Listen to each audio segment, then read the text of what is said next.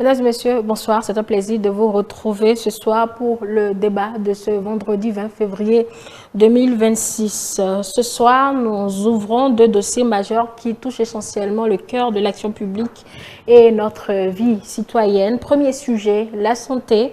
Face à une malaria qui reste la première cause de mortalité dans notre pays, surtout chez les enfants de moins de 5 ans et chez les femmes enceintes, le gouvernement change de stratégie. Une nouvelle agence nationale de lutte contre la malaria et les moustiques voit le jour. Plus qu'une question simple de structure administrative, elle se veut un instrument spécialisé, souple et réactif. Est-ce l'électrochoc nécessaire, mesdames et messieurs, pour passer à l'éradication réelle du moustique? Nous poserons la question de la réelle valeur ajoutée de cette agence face aux dispositifs existants. Second sujet, la sécurité et notre patrimoine. Le temps monte au sommet concernant nos infrastructures routières par un communiqué conjoint signé des ministres des Transports et de l'Intérieur. Le gouvernement siffle la fin de la récréation face aux surcharges et aux camions hors gabarit qui circulent après des mois de sensibilisation jugée apparemment insuffisante. La phase de répression stricte est lancée sur toute l'étendue du territoire entre impératifs de rentabilité des transporteurs et protection de nos routes qui coûtent des milliards. Eh bien, serait-ce le bras de fer qui est lancé? Nous allons poser la question et pour le débat, je suis déjà avec vous, Kazmi Pédia. Vous êtes journaliste, bonsoir, merci d'être avec nous ce soir. Bonsoir Angèle, bonsoir chers téléspectateurs. Nicolas Sopétan, vous êtes enseignant, merci d'être là. Bonsoir Madame Angèle, bonsoir sur le plateau. Bonsoir aux amis téléspectateurs et téléspectatrices. Et Monsieur Espérance Ouessou qui va nous rejoindre dans ce débat. Il fait d'ailleurs son entrée dans ce studio. Allez, nous on va démarrer. Kazmi Pédia, démarrons par le premier sujet, la création de l'Agence nationale de lutte contre la malaria et les moustiques. En matière de lutte contre le paludisme, ce n'est pas une première expérience. Hein. Bien avant même de venir ou bien de voir ce qui peut changer avec cette agence, cette question d'ouverture, si vous la permettez, le citoyen peut-il espérer enfin se débarrasser des moustiques avec cette nouvelle approche? Non, il faut être réaliste, il ne faut pas jouer aux mots. Parce que, vous savez, nous sommes 54 pays en Afrique.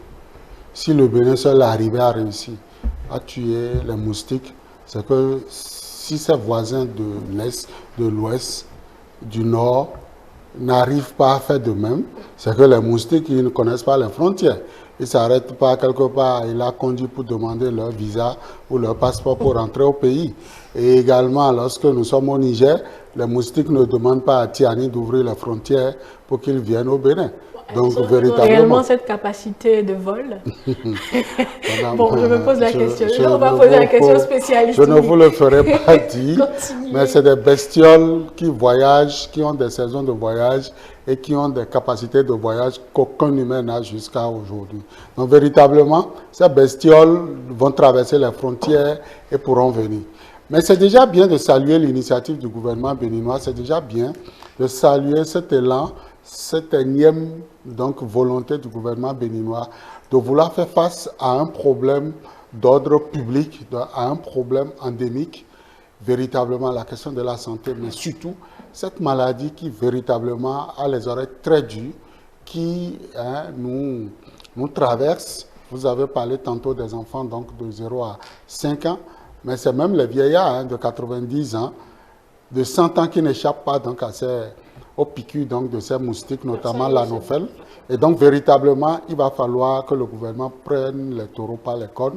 Pourquoi pas, nous avons vu les agences ici fleurir et donner le meilleur d'eux-mêmes en termes, véritablement, de lutte contre certaines pathologies ou certains fléaux de la société. Donc, j'ose croire que des actions seront engagées, ne serait-ce que freiner l'élan de ces moustiques, de ces bestioles qui nous donnent de l'insomnie dans notre sommeil à la maison, mais aussi qui nous envoient fréquemment à l'hôpital et qui nous causent d'énormes problèmes. Oui, c'est souvent l'une des causes de consultation les plus fréquentes justement dans nos hôpitaux. Monsieur Sopetan, en matière de dispositifs, il en existe, mais déjà, cette nouvelle orientation dans la lutte, surtout quand vous consultez quelque peu la mission assignée à cette agence, est-ce à dire que le gouvernement définitivement ne baisse pas les bras malgré peut-être la difficulté dans cette lutte contre le paludisme?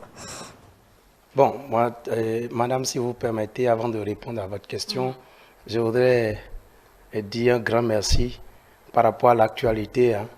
Un grand merci aux partis politiques qui ont fini par installer les maires et dire félicitations notamment à cette politique qui a permis d'installer plusieurs jeunes à la tête de nos communes, notamment celle de la commune de Semenpodi où on a eu un jeune maire, M. Singbo, que je félicite pour sa brillante élection. Et ceci étant, oui, sa brillante nomination, d'accord. En tout cas, chacun choisit le mot. Il a été d'abord élu avant d'être nommé maire. Ceci étant, je voudrais d'abord, par rapport à cette lutte contre le paludisme, dans un contexte mondial où certaines institutions chargées donc d'aider les pays dans la lutte contre les différentes pandémies et épidémies, où les grandes institutions comme l'OMS ne bénéficient plus d'un certain nombre de confiance des grandes puissances et donc problématique pour les pays qui bénéficiaient des aides de la part de ces grandes institutions. Il était urgent que les pouvoirs des différents pays puissent réagir face donc à ce danger qui est quotidiennement avec nous, et notamment le palu qui est une des maladies, comme vous l'avez dit, cause de la première mortalité dans le monde et particulièrement en Afrique. Et chez nous surtout, dans les hôpitaux, les enfants de 0 à 5 ans, les différents gouvernements qui ont succédé à la tête de notre pays n'ont pas manqué d'initiatives. Qu'ils vous souviennent, je ne sais pas s'il y a encore, aujourd'hui nous avons toujours ce privilège de la part de notre gouvernement, mais toujours est-il que dans les hôpitaux ce n'est pas une évidence. Sous Yaïboni, le traitement était presque gratuit pour les enfants de 0 à 5 ans. Aujourd'hui, je ne sais pas si c'est toujours évident, mais si entre-temps... Avec l'âge aujourd'hui, le paludisme fait partie des pathologies couvertes. L'âge qui a du plomb dans l'aile, dans sa réalité. Il y a des gens qui en bénéficient déjà. Il y a eu une phase pilote, monsieur Nico. Nous sommes toujours à la phase pilote. Peut-être la généralisation. C'est ce que je vous dis. Nous sommes toujours à la phase. Pour être acté. Oui, je suis d'accord. On est toujours à la phase pilote. Après, bon, en 10 ans de gouvernance, l'initiative de l'agence, moi je pense que c'est encore une initiative de plus. J'espère bien que les différents rôles, les différentes fonctions assignées à cette agence vont permettre vraiment de lutter efficacement contre ce fléau, bien que moi je pense que ça restera toujours des efforts encore à fournir. Et il faut pas baisser les bras face à ce danger, parce que moi, il m'est arrivé même de dire à des amis, quand vous avez simplement les maux de tête, vous pouvez vous dire que c'est possible que vous trouvez facilement le remède en tout cas proche de vous. Mais quand c'est le paludisme, c'est tout un ensemble de mal que vous sentez, et donc nécessité oblige, vous devez aller vous faire consulter et bénéficier des soins adéquats. Sinon, complication en complication, on risque de trépasser, ce qui n'est pas une bonne chose. Et un gouvernement sérieux devrait pouvoir prendre des initiatives et aller très vite contre ce mal-là. L'initiative, elle est prise. Bonsoir à vous, Espérance Ressources. Bonsoir, Madame Angèle, et toutes mes excuses à nos chers téléspectateurs pour le retard. Vous êtes spécialiste des questions, spécialiste des énergies renouvelables. Alors, nous parlons de cette agence que le gouvernement a jugé utile de mettre en place pour, entre autres, réduire l'incidence de la mortalité liée aux maladies transmises par les moustiques et surtout promouvoir la recherche et l'innovation dans le domaine de la lutte antivectorielle. Les missions, vous les avez lues. Voyez-vous un élément ou une approche différente des expériences que nous avons déjà eu à faire, par exemple à travers le programme national de lutte contre le paludisme? D'entrée, je vous dis oui. Comme approche nouvelle, déjà, vous avez la recherche et qui est beaucoup prise en compte. Et une initiative de plus, je dirais plutôt moi non, parce que, vous savez, il y a beaucoup de directions aujourd'hui qui s'occupent de cette histoire de maladie, de la santé, tout ce qui rentre dans ce qu'on peut appeler la santé publique. Mais dans le même temps, quand on prend les attributions des directions, ne sont pas si efficaces en termes de recherche, en termes d'opérationnel tout court. Parce que les directions ont tout autre rôle qui ne sont pas forcément totalement opérationnels. Et puis, ça a des limites dans leurs efforts, malgré la volonté de chaque directeur, du ministre de tutelle. Tout ce que vous allez réunir, il y a toujours des limites quand on parle de direction classique. Maintenant, quand on parle d'agence, c'est pour rendre beaucoup plus opérationnel les actions. Et c'est là où moi, j'aurais aimé véritablement que l'opération puisse prendre le dessus sur tout ce qui serait les attributions en termes classiques des directions. Donc, on laisse tout ce qui est paperasse et procédures et autres au niveau des directions et que l'agence s'occupe véritablement de la recherche, des actions concrètes, des phases pilotes, des essais. Et je pense que on a compris cette redéfinition du monde, de la cartographie mondiale qui s'opère aujourd'hui. Et Casimir a bien abordé le sujet, les États-Unis, les grosses puissances qui commencent par lâcher en termes de financement vers certaines structures clés. Monsieur Nicolas qui l'a Monsieur Nicolas, ok. Oui. Donc, du fait que les puissances que nous appelons les grosses puissances, et dans le bon sens, parce que quand vous prenez les États-Unis seuls en termes de contribution pour l'OMS, ce n'est plus à démontrer quand vous réunissez tous les autres pays, que ce soit de l'Union européenne et autres, ils sont très loin des États-Unis seuls. Donc, du coup, on se rend compte véritablement que si une puissance pareille se retire, il faudrait que chaque pays, ce n'est pas on veut jouer au nationalisme, non, mais il faudrait que chaque pays responsable véritablement puisse commencer par voir où sont mes priorités, comment je réajuste mes priorités par rapport à mes capacités. Et je pense que le gouvernement est allé plutôt dans ce sens, parce que le palu, c'est pas beaucoup plus en France ou aux États-Unis, hein, c'est plutôt chez nous, en Afrique de l'Ouest précisément. Donc, si un pays de l'Afrique de l'Ouest, comme le Bénin, se dit, je prends ma vie en charge, je prends la vie de mes concitoyens en charge en définissant une nouvelle stratégie de lutte et pour tout au moins freiner cette maladie, parce qu'il faut reconnaître aussi que c'est malheureusement, c'est ce que la nature nous a donné de plus qui nous crée encore ce problème. C'est notre climat, c'est beaucoup plus... les géographes nous diront que c'est, en termes climatiques, c'est les caractéristiques de notre climat qui favorisent davantage la floraison de ces moustiques qui créent malheureusement des dommages en termes de santé publique pour les populations. Il y a aussi des habitudes, hein. Oui, dans ces habitudes, qu'on veut ou pas, on ne peut pas épargner, notre climat. Quand vous prenez par exemple les milieux reculés, ne demandez pas à quelqu'un d'être totalement isolé de la nature de façon classique. Il est contraint d'avoir pratiquement sa maison au beau milieu de la brousse, parce qu'il y a beaucoup de ces cas.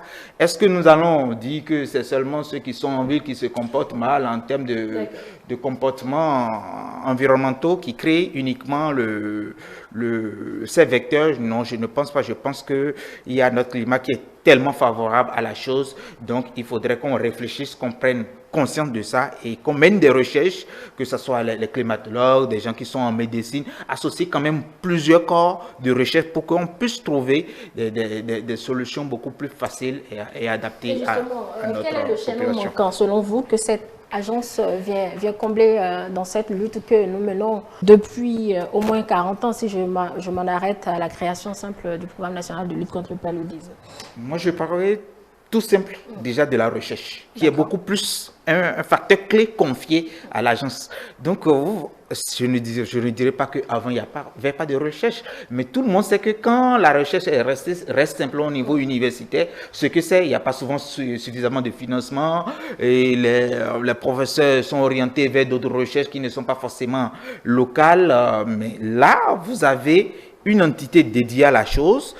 Au niveau national, ça veut dire qu'il doit avoir des financements pour la chose. Il doit avoir des chercheurs orientés sur le sujet, parce que là, c'est le budget national qui finance, qui demande des choses. Donc, je pense que déjà, là, c'est un gros changement qui va véritablement modifier et quand même tout ce qui est stratégie de lutte, ou conforter davantage tout ce qui sont les luttes qui ont déjà prouvé en termes de résultats, ça va conforter et apporter des éléments nouveaux. Donc, si moi je prends simplement le volet recherche, je ne suis pas un chercheur, mais quand tout ce qui rentre dans recherche et développement, vous sentez que ça apporte forcément une solution de plus. Et justement, cette agence Kazimiq Pidjo doit concevoir, mettre en œuvre et évaluer surtout les programmes de démoustication, j'y arrive. L'intitulé de l'agence donc mentionne explicitement la lutte contre les moustiques. Doit-on y voir alors un changement de paradigme sérieux vers une démoustication d'envergure grande? Vous savez, à l'origine, il y avait moustiques partout sur la Terre. Même en Europe, même aux États-Unis, même en Asie, il y avait des moustiques là-bas. Mais la seule chose que le colon a laissé en Afrique, c'est les moustiques. Oui. Mais eux, chez eux, ils ont réussi à tuer en eux cette pathologie-là.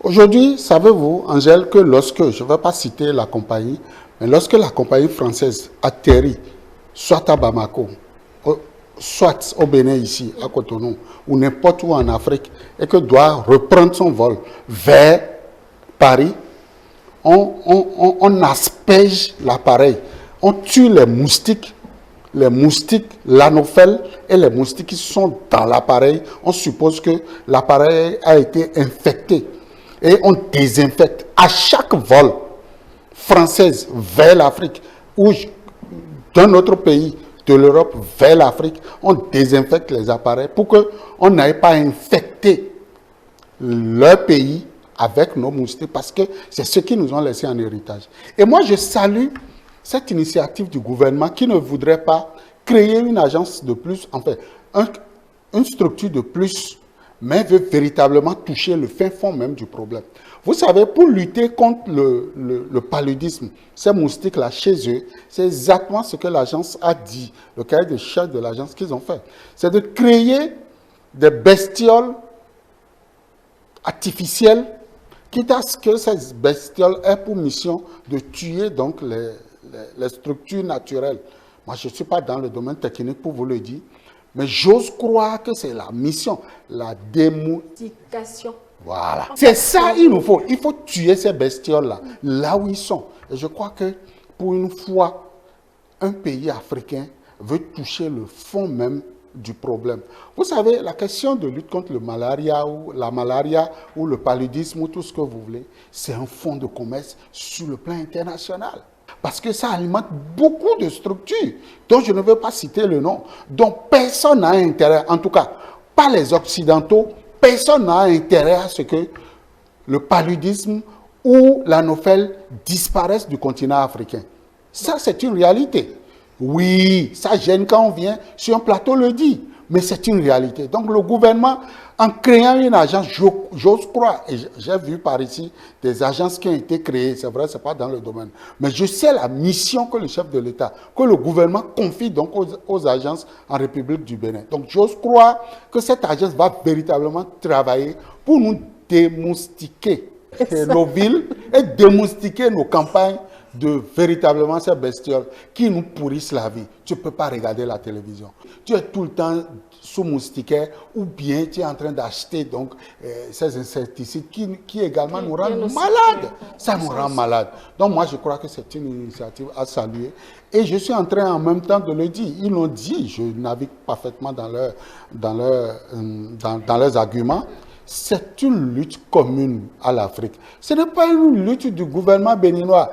Que vous aimez le Bénin, que vous ayez fermé votre frontière, que vous êtes un pays de l'AES ou bien que vous soyez le Nigeria, vous devez vous inscrire dans cette démarche afin que véritablement on puisse lutter contre les moustiques et non faire venir vacciner, nous faire vacciner. Parce que les vaccins, ça a duré déterminée.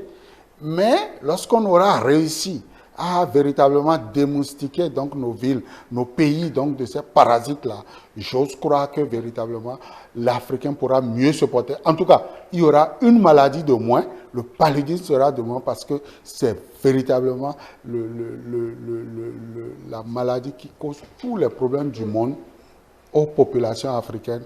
Et c'est une initiative à encourager. Et vous êtes aussi citoyen pour une maladie de cette envergure, M. Sopetan. Pour vous, eh bien, quel est le défi immédiat que cette agence devra relever pour, pas forcément prouver sa capacité, mais montrer qu'elle est sur le terrain? Non, moi je pense que c'est déjà se doter les moyens les plus efficaces, comme par exemple, mon cher ami Espérance le disait, faire en sorte à réunir les chercheurs dans ce domaine-là, à vraiment s'approprier, parce que quand on parle de recherche au Bénin, je ne sais pas si il y a quelque chose à inventer de nouveau. Hein. Vous allez dans nos universités, il y a déjà toute une panoplie de recherches qui dorment déjà dans les placards. Peut-être qu'en créant même cette agence, c'est pour réveiller davantage les instincts de recherche et donc faire ressusciter ces recherches-là pour peut-être chercher les moyens financiers qui va permettre de financer ces genres de recherche davantage.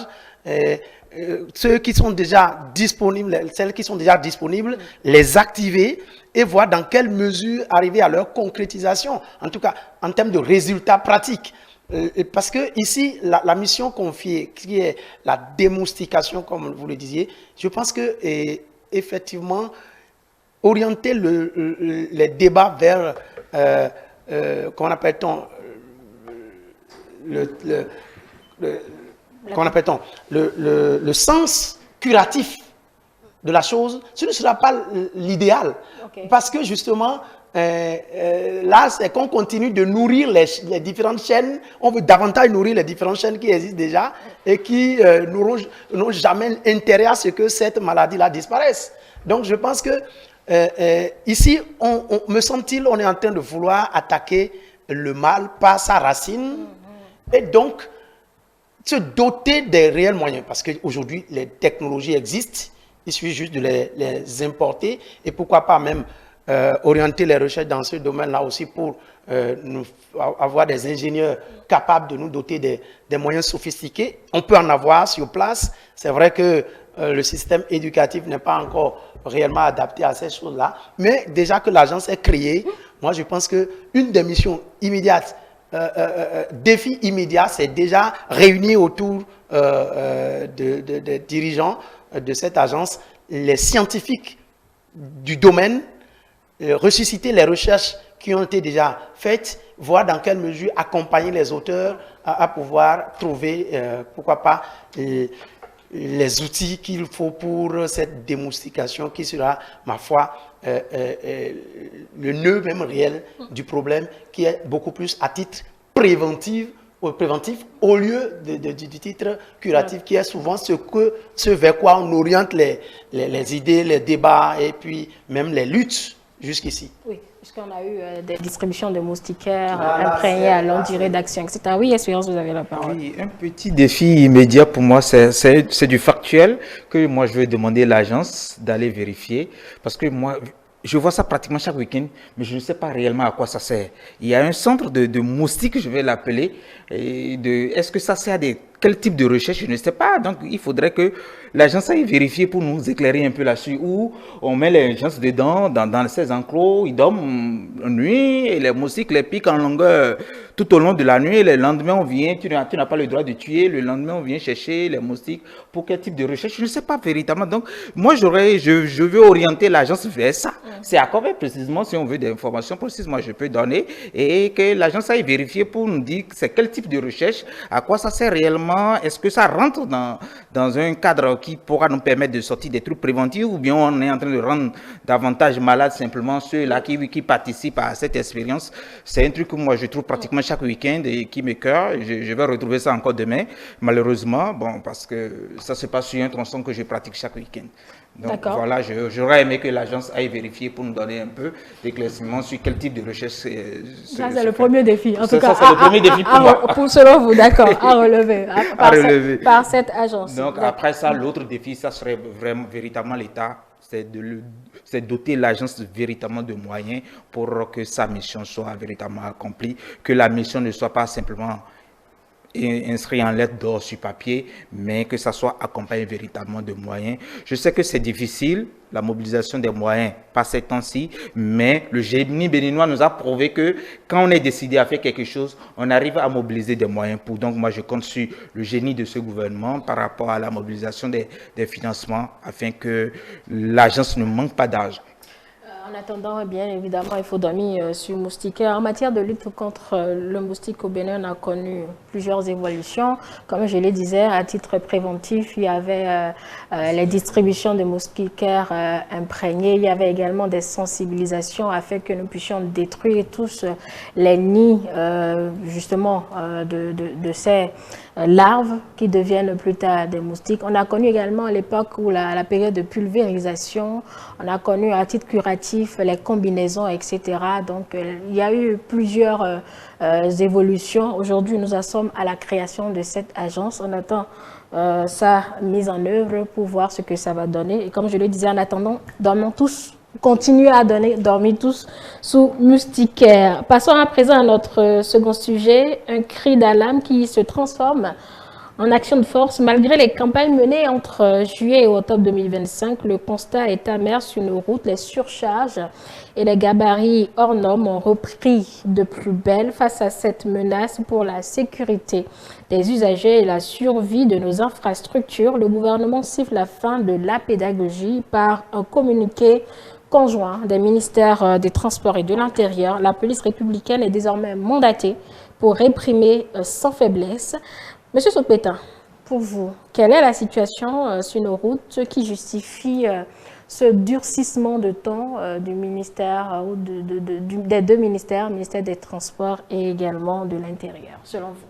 Non, mais c'est simple pour ma part. Au fait, on est en train de moderniser nos infrastructures routières.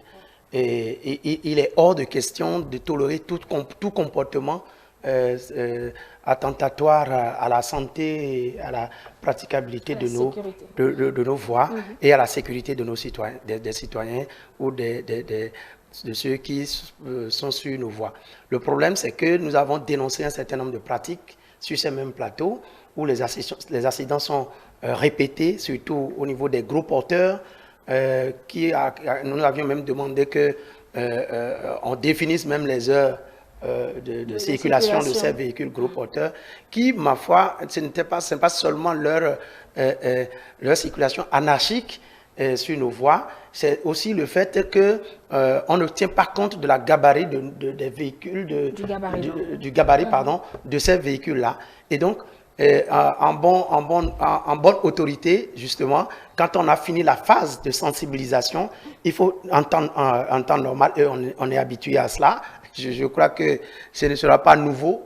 Les répressions, il faut passer à la vitesse supérieure. Je crois que c'est ce que le gouvernement tente de faire. Il appartient aux conducteurs de véritablement savoir raison garder, savoir que c'est de leur vie d'abord il s'agit. Parce que la dernière fois, quand il y a eu ce télescopage entre le camion qui portait l'essence frelatée au nord et qui a été un bus Baobab, je pense que on était tous là à déplorer le fait. Et donc, Si on arrive justement à nous faire éviter ces catastrophes et à préserver la vie humaine sur nos voies, je pense que c'est un fait à saluer et continuer à dire aux autorités de la CNSR, je crois, le Centre national de sécurité routière, d'accompagner ces mesures et d'aider véritablement à endiguer le mal, puisque franchement, sur nos voies, on compte trop de morts par rapport à ces choses-là. Espérance Ressou, quand on lit le communiqué, on sent une sorte de ras-le-bol. On fait une campagne de sensibilisation de juillet à octobre et malgré cela, ça reprend. Pourquoi, selon vous, justement, ces pratiques ont repris de plus belle malgré ces efforts de sensibilisation? C'est un peu compliqué et je ne dirais pas... Le problème se situe pour moi à deux niveaux. Il y a un niveau où j'ai tendance à condamner l'État lui-même. Quand vous prenez les véhicules qui quittent directement le port, mais qui sont chargés en hors gabarit. Il y a des véhicules, même c'est redimensionné, le véhicule même lui-même est déjà hors gabarit. Donc on arrive carrément que l'infraction sorte d'une entité publique comme ça, moi ça me dérange. Ça veut dire quoi? On peut prendre déjà un premier niveau, le mal à la source. Finir avec, c'est-à-dire l'autorité portuaire doit tout faire pour finir avec ce type de chargement qui doit entrer ou sortir. Tu as un véhicule qui est chargé comme ça, tu ne peux pas entrer au port. Si on le fait ça une, deux fois, je pense que les policiers n'ont même pas besoin de se déranger pour eux. Maintenant, quand je prends le niveau classique qui n'est pas lié à l'État, franchement, à des moments donnés, ce n'est même plus simplement le chargement. Vous voyez le véhicule même. C'est là où je rejoins mon ami qui parlait du centre de sécurité routière. Vous vous demandez par quelle alchimie ces véhicules ont même leur visite technique à jour. Parce que le véhicule lui-même qui veut charger, ébranlant, n'a plus... Vous êtes sûr d'entrer de dire que ça ne peut plus avoir de papier. Mais malheureusement, parfois, c'est des véhicules qui ont des papiers. Mais par quelle alchimie? On se pose la question. Et ils font des changements qu'on n'a même pas envie de qualifier ici. Et dans ce cas, je pense que c'est sans état d'âme. Il faudrait que la police, comme on a donné mandat à la police, il faut que ces gens soient sanctionnés et que ces véhicules soient même retirés de la circulation. Maintenant, autre chose, nous sommes un pays côtier qui a le port autonome de Cotonou, qui a le port et qui ambitionne à avoir d'autres ports. Je pense que nous allons définir les années à venir encore notre circuit routier, repenser notre transport, parce que moi je conçois un peu mal qu'avec notre port, on n'a pas su développer les voies ferroviaires pour pouvoir sécuriser davantage en termes de durabilité en termes surtout de durabilité, de sécurité, les routes que nous sommes en train d'investir des centaines de milliards pour construire. Kasby Pedjo, vous avez la parole sur cette question. C'est un secret de polichinelle, mais personne n'en parle.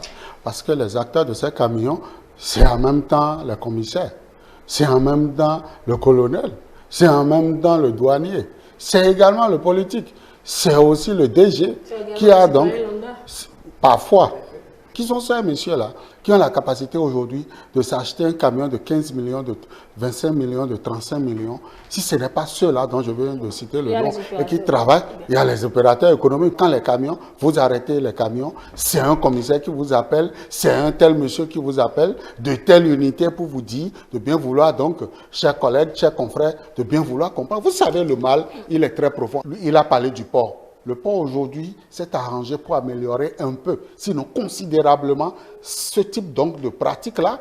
Mais vous oubliez nos frontières. Regardez les camions qui viennent du Nigeria, qui viennent du Ghana. C'est ces camions-là qui sont à hors gabarit. Je vais même descendre un peu plus bas. Regardez ces petites voitures-là, qui viennent d'Agoni, qui viennent de Kover, qui viennent de Zakota. Mais le fret, c'est eux qui font les chargements hors gabarit là. Et vous êtes dedans, vous avez des odeurs pas possibles, vous avez de la poussière, du charbon, tout est tout sur vous. Et c'est ces messieurs-là qui traversent nos postes de péage sans foi ni loi et ils viennent déverser tout ça. Et c'est ces messieurs-là qui créent l'accident. Je descendrai encore un peu plus bas, les émigrants aujourd'hui, avec les motos à couleur rouge, je ne sais pas comment ils les appellent. Mais c'est ça aussi les chargements hors gabarit. Lorsqu'ils portent ça, c'est des cas d'accident. Vous parlez des infrastructures, on peut reprendre l'infrastructure qui a été endommagée. Mais la vie humaine qui a été donc fauchée par ces pratiques malsaines, par ces comportements de personnes qui ont la capacité de payer 20 000, de payer 10 000 à la police et de retirer encore leur camion et le lendemain, ils reprennent l'exercice. Ces vies-là, qui va donc reprendre ces vies-là? Vous irez demander pardon à Dieu de les ramener sur terre et on va corriger? Non. Je crois que la sensibilisation a trop duré. Depuis Kérékou, on parle de cette affaire. Les camions ne doivent pas circuler à partir de 19h à Cotonou. Les camions, on a trop parlé.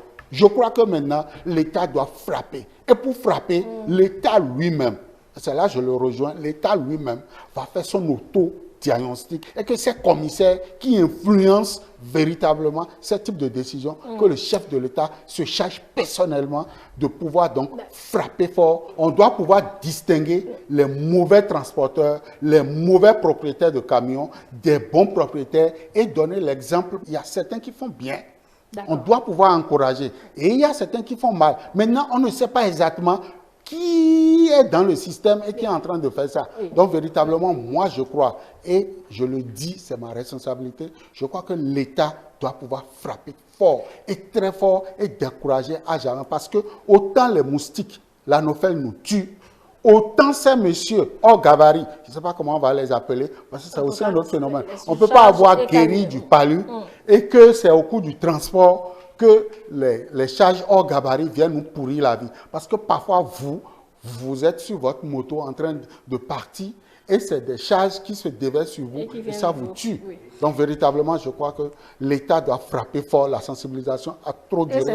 On ne peut pas passer 50 ans à sensibiliser des messieurs qui ne veulent pas écouter. Je crois que si on prend ces camions aujourd'hui, moi, je crois que si on prend ces camions aujourd'hui, on doit saisir définitivement ces camions-là et les sortir hors de la circulation parce que quand l'État flanque des contraventions, ces messieurs sont capables d'aller payer et ils reviennent encore sur la pratique. C'est là où je pose la question, Nicolas Sopetin, pour savoir si l'arsenal répressif sera suffisant pour dissuader définitivement les récidivistes.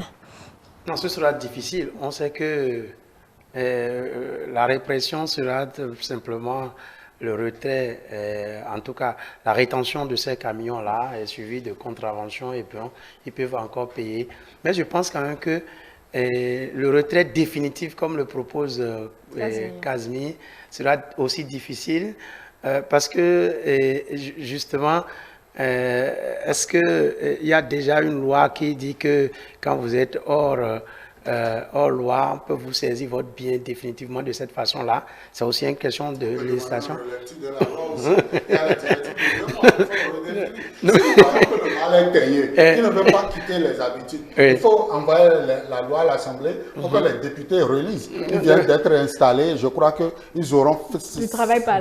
De toutes les façons, moi je pense que le mal a été cité. Je pense que on connaît les causes de ce problème-là. Et comme l'a dit Kazmi, je vous assure, c'est que les propriétaires de camions sont connus et la plupart sont toujours dans le système. Il faut une certaine conscientisation à leur propre niveau, le diagnostic au niveau de l'État lui-même qui doit vraiment s'autocritiquer et si on veut faire arrêter le mal, je pense qu'on peut trouver, qu'on appelle-t-on, l'alchimie nécessaire pour le faire. Parce que je m'appelle, que je sois douanier, que je sois policier, que je sois politicien, il faut toujours penser à la vie humaine qu'on ne récupère pas, comme le dit Kazmi. Il faut penser à ce que vous avez besoin de ces concitoyens pour un meilleur développement du pays. La ressource humaine est importante et on ne la récupère pas quand on la perd sur une voie.